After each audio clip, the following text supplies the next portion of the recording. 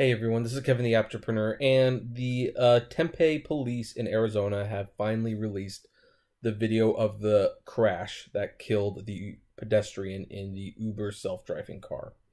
Now, we will watch the video, so I'm going to warn you up front. It might be disturbing to some people. That is rarely a warning I have to give, but we're going to give that warning anyway. And here's the Engadget. Now, the article after starts out by saying the Tempe Police Department has released video taken by the interior and exterior cameras of the Uber SUV that struck and killed a woman. So this is the inside and the outside. Elaine Hertzberg on Sunday night. The video shows the immediate moments before the crash, and the police said that the Vehicular Crimes Unit is actively investigating. Based on the video, it appears that the victim had already walked across one lane on that side of the street with her bike, but was in the shadows until the car reached her. Inside, the human safety driver looks down toward her lap and looks up just before the crash, appearing to be surprised. It's difficult to tell in the grainy black and white view exactly how much any driver would be able to see and when. Still, it seems like a self-driving car's LiDAR sensors should have been able to pick up the presence and motion of a pedestrian even if she went into the street away from the crosswalk. There's no accompanying data to show exactly when the brakes were applied or what informed the reaction of the car system either. So, that's their opinion. Of course, we're going to watch this and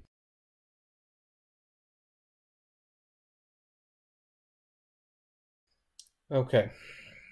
So, that's the video. Now, I've got some mixed feelings about it. I mean, I guess you're going to have mixed feelings. First of all, I have to say that's a little bit more difficult to see than I would have expected.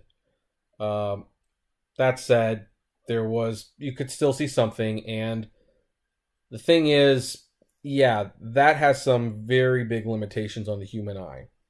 But again, the LiDAR technology, the lasers, are supposed to pick up on things like that. In fact, I have even been told by engineers of the LiDAR technology that the LiDAR technology is actually better suited for the dark because the lasers can see things that the human eye cannot. I mean, it still suffers with fog and rain, but, in the dark, it shouldn't be an issue. So, that's something to consider. Also, the safety driver, who, let's face it, it was just someone paid to sit in the car. It's not an engineer. It's no one specially trained. It's just an average person doing a job. She is clearly not paying attention to the road. And had she been actively paying attention, could this have been avoided? Maybe. Again, I would argue, though, that if Uber wants to sell this on the fact that you don't need drivers, the fact that the driver didn't take over should not be a factor in who's to blame. But what about the woman who actually walked in front of the car? Now, this has been the most contentious point of conversation in the comments section. There are some people who are furious that she walked there. Others say, hey, jaywalking is a way of life. It should be noted jaywalking is in fact illegal. But what does Arizona law say? Well, I pulled this up. We're actually going to switch over. This is from your mechanic. It's called The Guide to Right-of-Way Laws in Arizona. Now, let's go down to this thing with pedestrians. This is what the law of Arizona says about pedestrians and cars and who's at fault in accidents. When it comes to pedestrians, whether a crosswalk is marked or unmarked, you must yield to pedestrians. Even if the light turns green, you still have to yield to a pedestrian in a crosswalk. You must yield to any pedestrian crossing the street under any circumstances. Any circumstances. You must yield to anyone who is visually impaired, as evidenced by carrying a metallic or white cane, walking with a service dog, or assisted by someone who is sighted.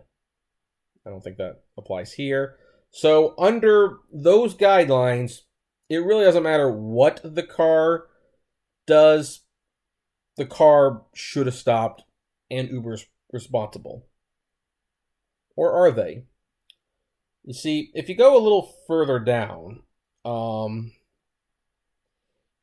here's the penalties for failing to yield.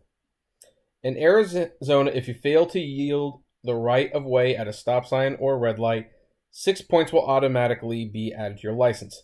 If your failure to yield causes serious injury, you will be assessed 4 points.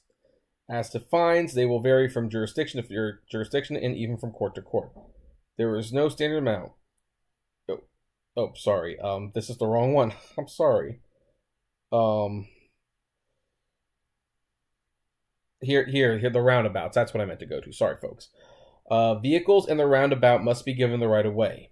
You must yield right of way to bicyclists and pedestrians crossing the roundabout. Once you are, there was something here that I was supposed to find. Oh, here. Can't believe it. Common misconceptions about Arizona's right of way laws. If you think that being in the legal position to take the right of way allows you to proceed without caution, you are very much mistaken. The law does not give right of way to anyone, it simply identifies the person who is supposed to yield. You may not take the right of way if doing so means that an accident is likely to occur.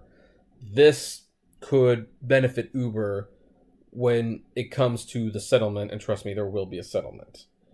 Now, where do I stand? The video is not as damning as I would have hoped. But it doesn't exonerate Uber either, in my view. And maybe that's just me because I really don't like these self-driving cars and I don't want them to succeed. And so I'm just frustrated beyond all reason that this happened. And I knew it would. I just knew it would. No amount of, oh, don't worry, we've got it, these are safer.